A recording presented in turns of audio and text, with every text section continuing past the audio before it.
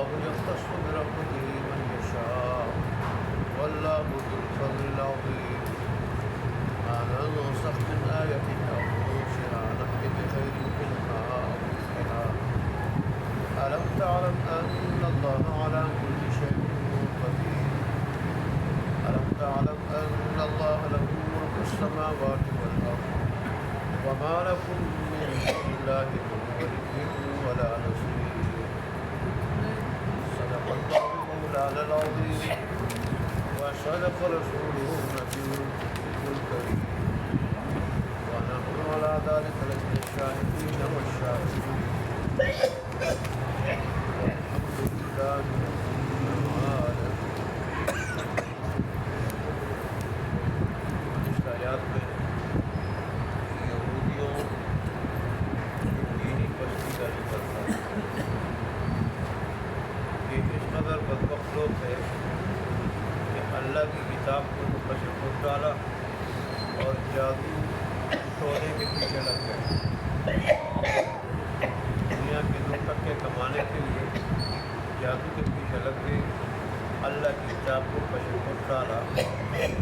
آج کی آیات میں اللہ تبارک و تعالیٰ نے یہودیوں کی اخلاقی پستی کا ذکر کیا. اخلاق کے لحاظ سے یہ اتنے گرے ہوئے ہیں اور ان کے کرتوت ایسے ہیں کہ اپنے پاس کرتوت کی وجہ سے اللہ کے سب سے لاڈلے بندے انبیاء کرام کو بھی ذہنی تکلیف دیتے ہیں. پہلے انبیاء کو بھی ذہنی تکلیف دیتے رہے اور خود رسول اللہ صلی اللہ علیہ وسلم کو بھی ذہنی تکلیف دیتے رہے اور اس قسم کے کلمات ان کے لیے استعمال کرتے رہے کہ جو توہین ہے اور غیر نبی کی توہین پر اوپر ہے. انہی میں سے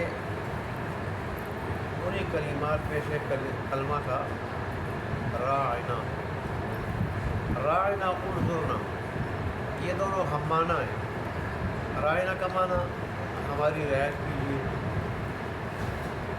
ہماری طرف توجہ فرمائیں, اور انظرنا کا معنی بھی ہماری طرف دیکھیے, ہمیں نظر کرم کیجیے, توجہ فرمائیں ہماری طرف. تو دونوں تقریباً ہم معنی ہیں, لیکن یہ انظرنا کے بجائے راعنا استعمال کرتے تھے غلط فاسد مقصد کے. اور اٹھنا چاہیے, زبان کو گھماتے اور اس لفظ کو کھینچتے تھے. تو راعنا کی بجائے راعینا کہتے تھے. راعینا کا معنی اے ہمارے چرواہے, نہ کہ اصل معنی اس کا راعینا کا ہے ہماری رعایت کیجیے, ہماری طرف توجہ فرمائیں. اصل معنی اس کا یہ, لیکن یہ بدبخت تھوڑا کیا کر لیتے تھے, کھینچ لیتے تھے, زبان کو گھما لیتے تھے اور راعینا کی بجائے راعینا کہتے تھے. تو راعینا کا معنی تو ایک کیا تھا, چرواہا, یہ ہماری چرواہا, اس میں بگاڑ کرتے تھے. اور دوسرا یہود کی زبان میں راعی کہا جاتا احمق اور بیوقوف کو. اور راعینا کا معنی نعوذ باللہ نقل کو برقوف ربا ہے, اے ہم میں سے بیوقوف احمق آدمی. لفظ بظاہر استعمال کرتے تھے راعینا کا, لیکن اس طرح زبان کو کھینچ کے اور گھما کے. تو اس لیے اللہ تبارک و تعالیٰ نے اہل ایمان کو راعینا کا لفظ استعمال کرنے کی منع ہے, بلکہ اللہ تبارک نے فرمایا ایسا لفظ استعمال کرو کہ جس میں یہ غلط معنی کا شبہ ہی نہ ہو. انظرنا کا لفظ ہے وہ استعمال کرو. دونوں کا مطلب ہے کہ اس کا معنی کہ ہماری طرف توجہ فرمائیے اور اس کا معنی بھی ہماری طرف توجہ فرمائیے.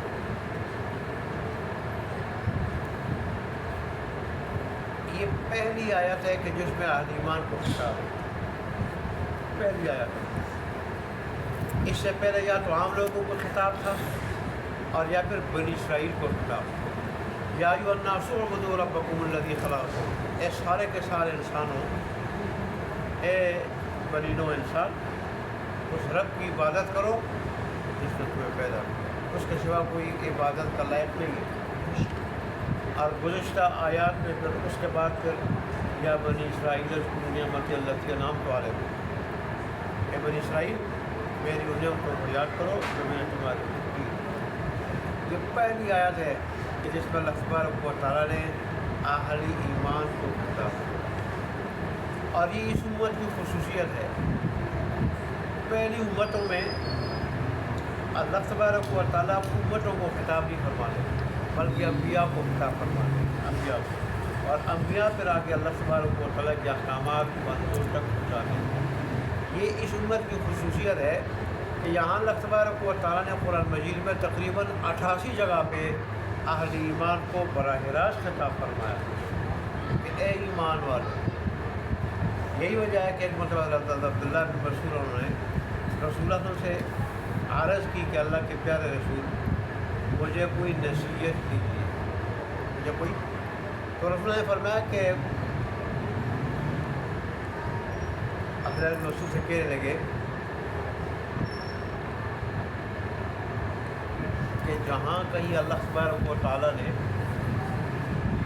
اہل ایمان کو خطاب فرمایا ہے اس کو غور سے سنو۔ جہاں بھی آئی الذین آمنوا کا لفظ آ جائے غور سے سنو۔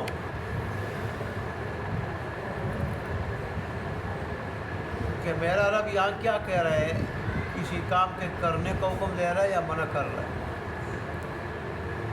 اور فرمایا کہ یہ بڑا اعلیٰ خطاب ہے، یہ بڑی جو ہے نا وہ اعلیٰ چیز ہے جو اللہ تبارک و تعالیٰ نے اہل ایمان کو عطا فرمائی ہے، بڑی اعلیٰ چیز ہے، بڑی عمدہ چیز ہے۔ رب کائنات اور وہ خطاب کر رہا ہے، وہ مخاطب ہو رہا ہے اہل ایمان سے، تو فرمایا کہ اس سے بڑھ کر نصیحت اور کیا ہے کہ رب نے جو یا ایھا الذین آمنوا کے الفاظ میں نصیحت فرمائی ہے، نصیحت اس سے بڑھ کر نصیحت کیا ہو سکتی ہے؟ میرے ماں باپ، استاد، بڑے، وہ جب خطاب کرتے ہیں تو کوئی نصیحت فرماتے ہیں، نصیحت کرتے ہیں نا، اور نصیحت میں یہی ہوتا ہے یہ کرو یہ نہ کرو، یہ کرو یہ نہ کرو۔ تو یہ اللہ تبارک و تعالیٰ رب کائنات کی براہ راست نصیحت ہے اپنے بندوں، اور اس سے بڑھ کر اچھی اور خیرخواہ ہمدردی سے بڑی ہوئی نصیحت کون کر سکتا ہے؟ اس لیے ابن مسعود جب بھی اللہ تبارک و تعالیٰ کا خطاب اہل ایمان کو قرآن میں آ جائے تو غور سے سنو، اور اس کے بعد غور سے یہ دیکھو اور سنو کہ میرے رب نے کیا فرمایا، کیونکہ اس خطاب میں رب کی طرف سے نصیحتیں اپنے بندوں، اور اس قرآن میں اللہ نے اپنے اہل ایمان کو 88 مرتبہ خطاب فرمایا۔ ہم بڑے ناشکر ہیں، اللہ نے ہمیں بڑی خصوصیات سے نوازا ہے، بڑے خصوصیات، جیسے میں درس میں کہتا ہوں، تقریر میں کہتا ہوں، بڑی خصوصیات سے نوازا ہے جو سات قوتوں کو نہیں ملی، اور اس کے لیے وہ رش کرتے رہے، ہم پہ قابل رشک ہے وہ خصوصیات ہیں، لیکن ہم پھر بھی اللہ کے ناشکر ہیں، اللہ کی دین کی طرف نہیں آتے، اللہ کی باتیں سنتے نہیں ہیں۔ اللہ کا یہ پیارا کلام نکات سے، باریکیوں سے، خوبیوں سے بھرا ہوا ہے، جو سننے کے لیے آج مسلمان کے پاس وقت نہیں،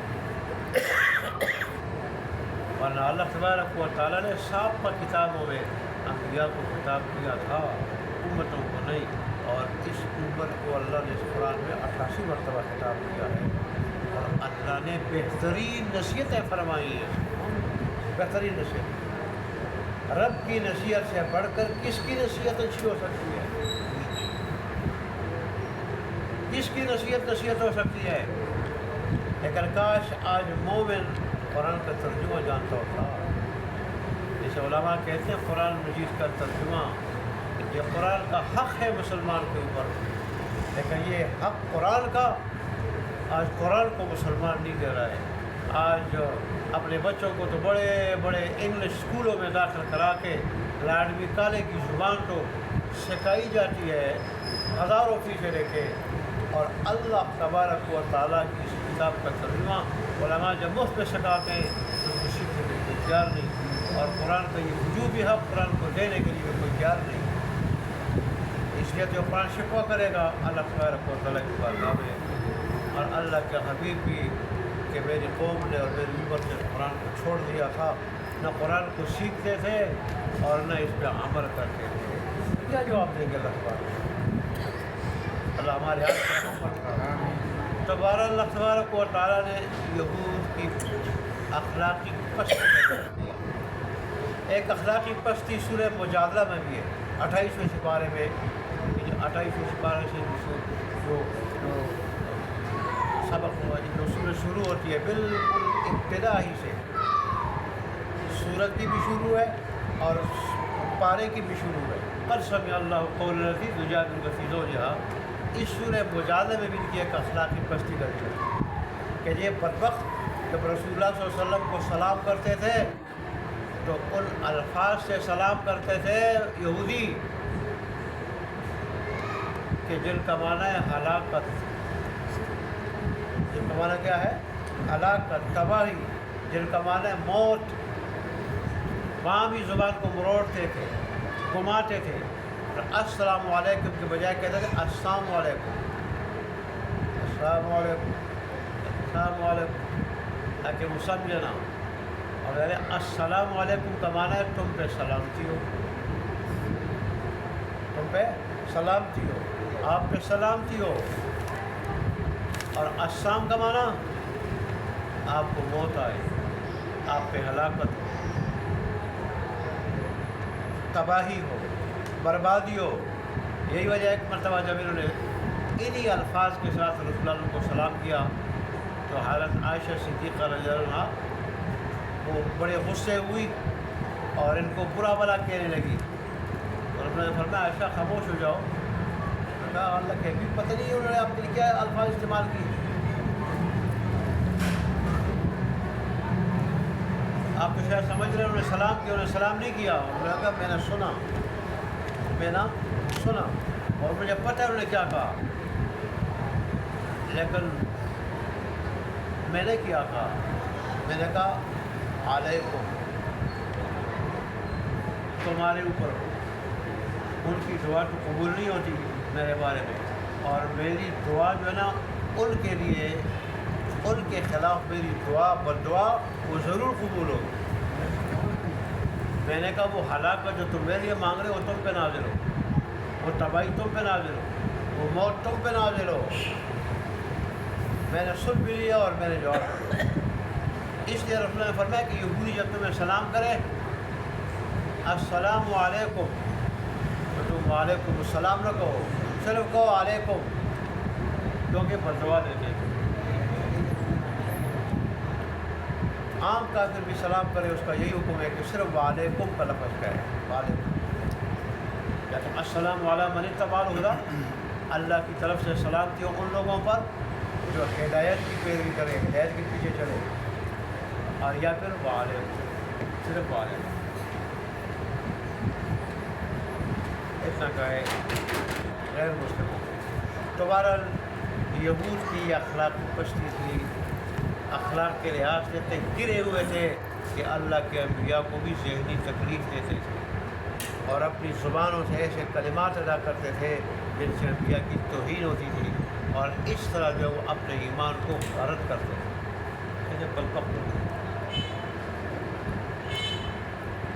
اللہ اکبر۔ اس لیے نے تبارک میں فرمایا کہ انظرنا کا لفظ کہو، اور دیکھو میں نے جو حکم دیا ہے اس حکم کو غور سے سنو، بڑا اعلیٰ اور عمدہ حکم تمہیں دیا جا رہا ہے کہ رائنا کا لفظ نہ کہو۔ اس لیے علماء نے لکھا ہے اور غالباً حدیث پیش کی ہے، حدیث ذکر کی ہے کہ رسول اللہ نے فرمایا ایسے الفاظ مت استعمال کرو کہ جس میں اشتباہ ہو، معمولی شبہ بھی ہو، جیسے رسول اللہ صلی اللہ علیہ وسلم نے فرمایا کہ لفظ عبد اور لفظ اما جس کا معنی باندھی ہے، یہ تم اپنے غلاموں کے لیے نہ استعمال کرو، باندیوں کے لیے نہ استعمال کرو، اس لیے کہ عبد جس کا معنی ہے بندہ، تو یہ لفظ اللہ تبارک و تعالیٰ کی طرف اگر بندے کی نسبت ہونا اس لائق ہے، اس لیے کہ ہم سارے کے سارے اللہ کے بندے ہیں، اور عورتیں ساری کی ساری حقیقت میں اللہ کی بندیاں ہیں۔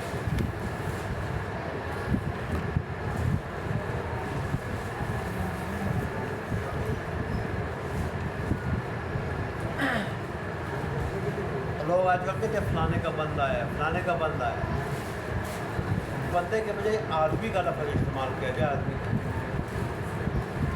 اس لیے کہ بندے تو اللہ کے ساتھ، بندیاں بھی ساری کی ساری اللہ کی ہیں۔ اس لفظ سے علماء نے یہ نکالا ہے، اور پھر ظاہر حدیث کے سلسلے میں ایسا لفظ استعمال کرو جس میں کیا ہو اشتباہ۔ تو فرمایا کہ یہ حکم جو تمہیں دیا جا رہا ہے یہ غور سے سنو، یہ اللہ تبارک و تعالیٰ بہت بڑا حکم دے رہے ہیں کہ ایسا لفظ استعمال کرو جس سے رسول اللہ صلی اللہ علیہ وسلم کی جو ہے توہین نکلتی ہے، ظاہر ہے یہ ایمان کی بھی کیا ہے خطرناک ہے کہ جو ایسا لفظ رسول اللہ کے لیے استعمال کرے گا تو ظاہر ہے وہ جان بوجھ کر توہین کا مرتکب ہوگا اور وہ دائرہ اسلام سے خارج ہوگا، ایسے کافر بھی کرنا ہوگا۔ آگے اللہ تبارک و تعالیٰ نے اہل کتاب اور مشرکین کے حسد کر کہ مکہ کے مشرک خاص کر سردار بڑے بڑے یہ بڑے حسد رکھتے ہیں مسلمان ہو آپ کے ساتھ، اور یہودی بھی بڑا حسد رکھتے ہیں۔ یہودیوں کا حسد یہ ہے کہ آخری نبی بنو اسماعیل سے کیوں آیا، بنی اسرائیل سے کیوں نہیں آیا؟ یہ تو اس انتظار میں تھے بنی اسرائیل میں وہ آئے گا، اور لوگوں کو خوشخبری دے رہے تھے اور اس انتظار میں تھے، اب بنو اسماعیل میں آیا تو حسد کی آگ میں جل کے مخالفت شروع کی، اور ان کے بارے میں جو پیشن گوئیاں تھیں وہ چھپائی انہوں نے، اور ایمان قبول نہیں کیا انہوں نے، حالانکہ اللہ نے کب کہا تھا کہ آخری نبی بھی لازمی بنی اسرائیل سے آئے۔ نبوت دینا یہ اللہ کی خاص رحمت ہے، خاص رحمت ہے، خاص مہربانی ہے، اور اللہ اپنی خاص رحمت جہاں چاہے وہاں رکھ دے، جہاں چاہے وہاں رکھ دے، جس کو چاہے اس کو اس کے ساتھ مختص کر دے، خاص کر دے۔ اور مشرکین مکہ تو اس حسد میں جل رہے تھے، سردار خاص کر ابو لہب، ابو جہل، عتبہ، شیبہ، کہ نبوت ہم سرداروں کو کیوں نہیں ملی؟ اس کے لیے کیا صرف ابو طالب کا یتیم بھتیجا رہ گیا تھا؟ نبوت اگر ملنی تھی تو سرداروں کو مل جاتی ہے، اس کے پاس کیا ہے؟ کچھ بھی نہیں۔ تو بہر اللہ تبارک و تعالیٰ نے فرمایا نبوت اللہ کی خاص رحمت ہے، اور اللہ اس رحمت کے ساتھ جس کو چاہتا ہے خاص کر دیتا ہے۔ اللہ تبارک و تعالیٰ بہت بڑے فضل والا ہے، یہ بڑا فضل اللہ جس پہ چاہے کرتا ہے وہ۔ پھر یہودی ایک اعتراض یہ کرتے تھے کہ کہتے ہیں کہ قرآن اللہ کی کتاب ہے، سابقہ کتابوں کی تشکیل کر رہا ہے، یہ سابقہ کتابوں کے احکام کو منسوخ کیوں کرتا ہے؟ ان میں بعض چیزیں ناجائز تھی تو اس میں جائز ہے، اور اگر اس میں جو ہے نا جائز تھی تو اس میں ناجائز ہے۔ اس میں بعض شریعتوں میں اونٹ کا گوشت حرام تھا، اس میں حلال ہے۔ بعض شریعتوں میں دو بہنوں کو نکاح میں اکٹھا کرنا جو کیا تھا وہ حلال تھا، اور اس میں کیا ہے حلال نہیں ہے۔ تو اللہ تبارک و تعالیٰ نے فرمایا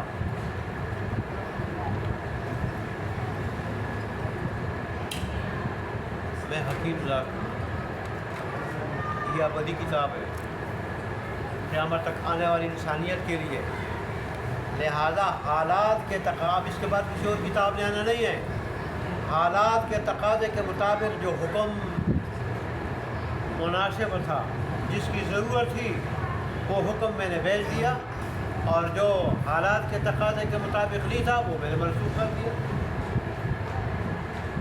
وہ میں نے کیا کر دیا؟ منسوخ کر دیا۔ جو بھی آیت ہم کیا کرتے بھیج دیتے، دوسرا لے آتے، کو منسوخ کر دیتے، دوسرا لے آتے ہیں، وہ پہلے سے کیا لے آتے ہیں؟ بہتر لیتے ہیں. بولے پہلے حالات کا تقاضا تھا ایک حکم، اب حالات کا تقاضا ہے دوسرا حکم. شروع میں شراب کو اللہ نے حرام نہیں کیا تھا، اس وقت حالات کا تقاضا یہ تھا کہ عرب کے لوگ بڑے عادی تھے اس کے ساتھ، ایک دم اس کو حرام نہ کیا جائے. اللہ تبارک نے پہلے احکامات بھیج دیے، شراب کی مذمت بیان، فرمایا اس کے فائدے کم ہیں، نقصانات کیا ہیں؟ زیادہ ہیں، اس سے بچو تو بہتر ہے. اس طرح اللہ تبارک نے رفتہ رفتہ تدریجاً آخر میں کہہ دیا کہ شراب سے اپنے آپ کو بچاؤ، یہ پوری چیز شیطانی کام ہے. تو حالات کے مطابق اللہ تبارک و تعالیٰ احکامات بھیجتا ہے. اللہ تبارک و تعالیٰ ہر چیز پہ قادر ہے، اور اللہ ہی تبارک و تعالیٰ کے لیے بادشاہت آسمان و زمین ہے، اور تمہارے لیے اللہ کے سوا کوئی نہ حمایتی ہے اور نہ کوئی مددگار ہے. اس لیے اللہ کے احکامات پہ چلو گے تو پھر اللہ کی مدد تمہارے شامل حال ہوگی. اللہ کے احکامات کو توڑو گے اور اللہ ناراض ہو کے اس کی مدد سے کیا ہو جاؤ گے؟ محروم ہو جاؤ گے. اللہ ہمیں عمل کرنے کی توفیق عطا فرمائے. کرنے والے کہیں یا ایھا الذین آمنوا، ایمان والو. اب دیکھو کتنا بڑا خطاب ہے، اے ایماندارو. آپ رب خود اپنے بندوں کو کہے اے ایماندارو، کتنا بڑا اعزاز ہے، کتنا بڑا اعزاز ہے. اللہ نے اس کی لاج رکھنے کی توفیق عطا فرمائے. اے ایماندارو، لا تقولوا راعنا، مت کہو لفظ راعنا، وقولوا انظرنا، اور کہو لفظ انظرنا، واسمعوا، اور غور سے سنو. وللکافرین عذاب علیم، اور کافروں کو سے دردناک عذاب. ما یود الذین کفروا من اہل الکتاب، نہیں چاہتے وہ لوگ جو کافر ہیں اہل کتاب میں سے، ولا المشرکین، اور نہ مشرکین میں سے. کیا نہیں چاہتے؟ ان ینزل علیکم، کہ نازل ہو تمہارے اوپر، من خیر، کوئی بلائی، من ربکم، تمہارے رب کی طرف سے. واللہ یختص برحمتہ من یشاء، اور اللہ خاص کر کے اپنی رحمت کے ساتھ جس کو چاہتا ہے. واللہ ذو الفضل العظیم، اور اللہ بڑے فضل والا ہے. ما ننسخ من آیات، نہیں منسوخ کرتے ہم کوئی آیت، او ننسها، یا ہم نہیں بلاتے اس کو آپ کے ذہن سے، نأتی بخیر منہا، کہ لے آتے ہیں ہم اس سے بہتر، اور مثلها، یا کم از کم اس جیسی. الم تعلم ان اللہ علی کل شیء قدیر، کہ آپ نہیں جانتے کہ اللہ ہر چیز پہ قادر ہے. جو نہیں اللہ ہر چیز پہ قادر ہے. الم تعلم ان اللہ له ملک السماوات والارض. ایسی آیت سننے کے بعد کہنا چاہیے کہ اللہ آپ بے شک کیوں نہیں آپ کو ہر چیز پہ قادر ہے، ہم جانتے ہیں کہ آپ ہر چیز پہ قادر ہیں. الم تعلم ان اللہ له ملک السماوات والارض، کہ آپ نہیں جانتے کہ اللہ تبارک و تعالیٰ کے لیے بادشاہت ہے آسمان اور زمین کی. وما لکم من دون اللہ من ولی ولا نصیر، اور نہیں ہے تمہارے واسطے اللہ کے سوا کوئی حمایتی اور نہ مددگار. واخر دعوانا الحمد للہ.